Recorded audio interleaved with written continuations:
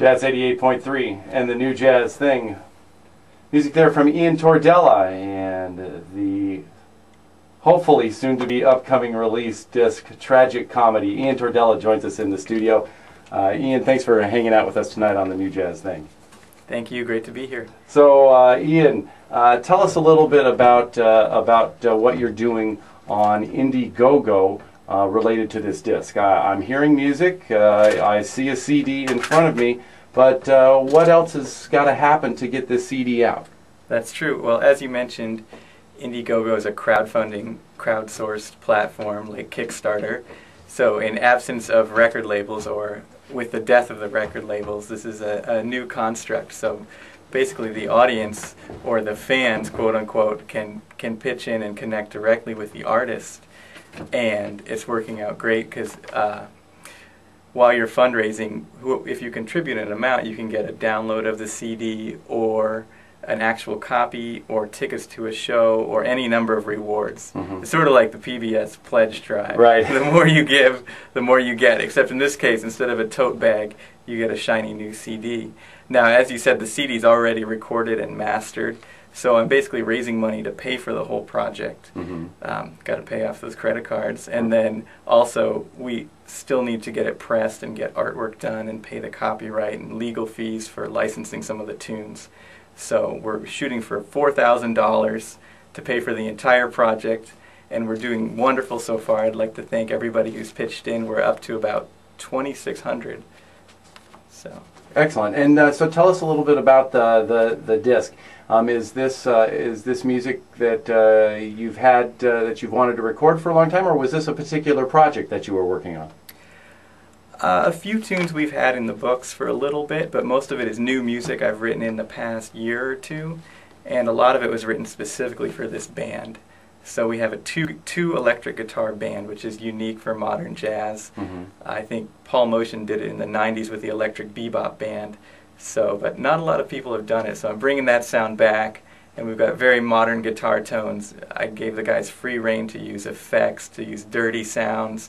So it's not just that classic Jim Hall type tone. We're taking it into futuristic space jazz here. Yeah, I was what I was reading was modern jazz, no walking bass, post Wayne Shorter harmonies, and the influence of bands like Stereolab and Square Pusher.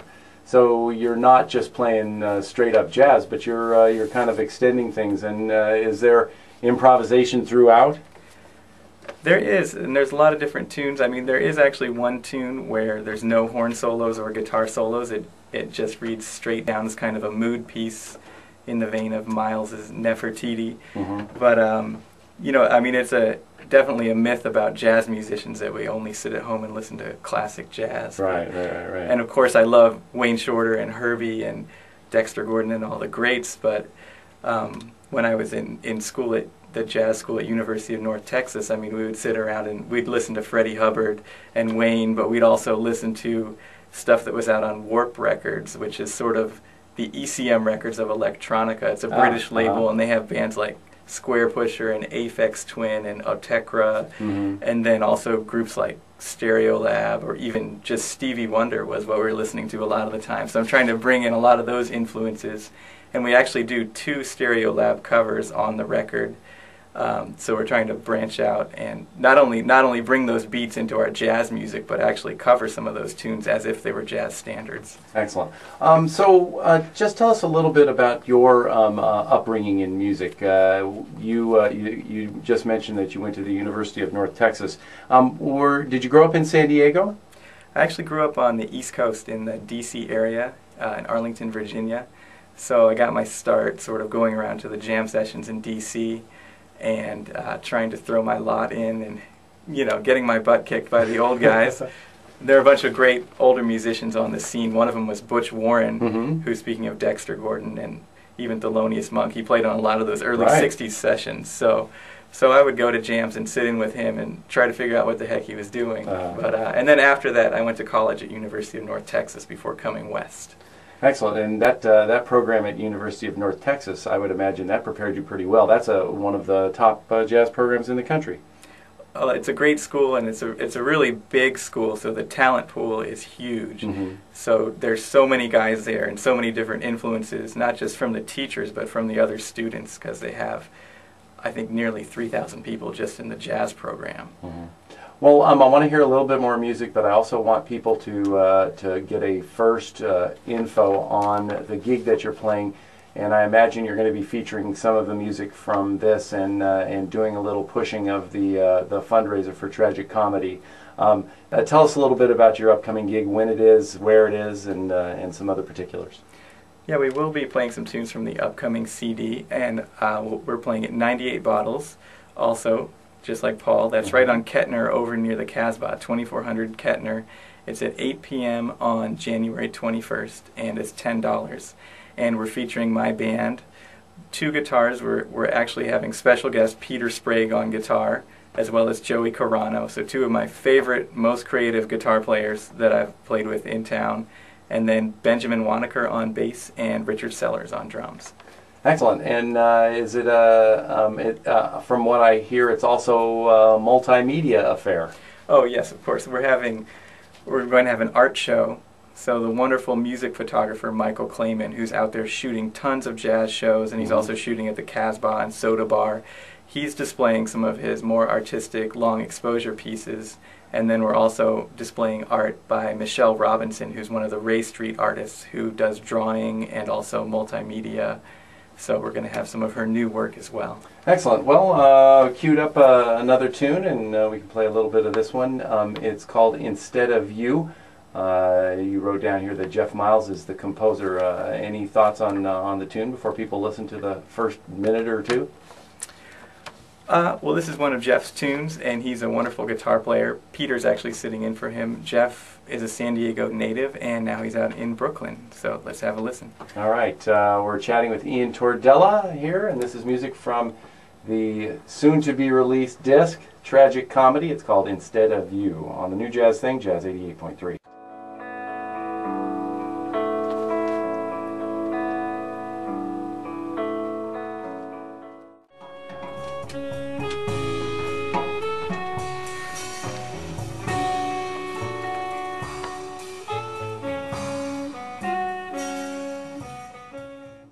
Jazz 88.3 in the New Jazz Thing. That's music from Ian Tordella's disc Tragic Comedy. It's a composition called Instead of You. Ian Tordella is joining us on the New Jazz Thing tonight. Ian, thanks for hanging out with us. Thank you. Pleasure to be here. Ian's working on getting that disc out through a crowd-funded project on the Indiegogo website. If you've heard of Kickstarter, it's the Web 2.0 version of things like Artist Share. You ever heard of Artist Share, Ian? Oh yeah, Maria Schneider has done some stuff on right, that. Yeah, and I talked to the founder of that website now probably 7, 8, I don't know, maybe even 10 years ago when they started Artist Share, and it's amazing to see how things have kind of progressed on that. But that was kind of the first generation of these crowdsourced, crowd-funded discs. So Ian, you in addition to putting out this disc, you also do a few other things in town here. You are a teacher. Tell us a little bit about the teaching that you do here in San Diego. Well, I teach a few dedicated students, and you know, having been a saxophone student myself for 15 or 20 years, or I guess I still am one, I just like to try to pass on what's been passed to me. And the thing I love about music is it's one of those true mentorship professions that still exists. I mean, back in the Middle Ages, everything was a mentorship. If you wanted to be a blacksmith or a dentist or a doctor, it was all through mentorships. So I try to pass on to my students stuff I've learned from George Garzone or Charles McPherson, any of the guys that I've taken lessons with, and just try to pass some of that knowledge down. You also host a podcast called the Dirty Thursday Podcast. I have to say, I really like the range of artists that you have on that. Tell us a little bit about how that got started, why you started doing that. Oh, thanks. Well, I started a home studio about 2 years ago, and I decided it would be a great idea to get some of my friends who are jazz players out to record some of their music. And then I expanded it also to singer-songwriters, acoustic, bluegrass, all sorts of bands. So it's mainly focused on a lot of these groups that are out performing and maybe don't have a CD out. And it's just a short interview show. They come on, play 2 or 3 tunes, and we do plug a few gigs. But if you want to check it out, it's at dirtythursdays.com. And we've had some great guests, Rob Thorson, Bob Boss, a bunch of local bluegrass groups, and there's really something for everybody on there. And next up we'll have guitarist Ricky Giordano, who's over at San Diego State, a wonderful guitarist. He'll be at the end of January. Excellent. And are you playing, we know we've got a date coming up here on January 21st. Are you playing around in other venues with other groups? I am doing some work as a sideman. I think on the 19th I'll be playing with Matt Taylor's Jazz Habit in Coronado. And then the next Saturday I'll be playing my gig at 98 Bottles. And there's probably a few other things coming up, but all the info's on my calendar at iantordella.com. Well, that was good. That was the next question I was going to ask you is let folks know where they can find out more information. Give folks one little more plug about the upcoming date where they can hear some of the music from Tragic Comedy. Our upcoming date is at 98 Bottles. It's Saturday the 21st at 8 p.m. and we're going to be playing music from our upcoming CD. And if you'd like to hear a video, see and hear a video with some of the tunes from the CD, you can check that out at indiegogo.com/tragiccomedy.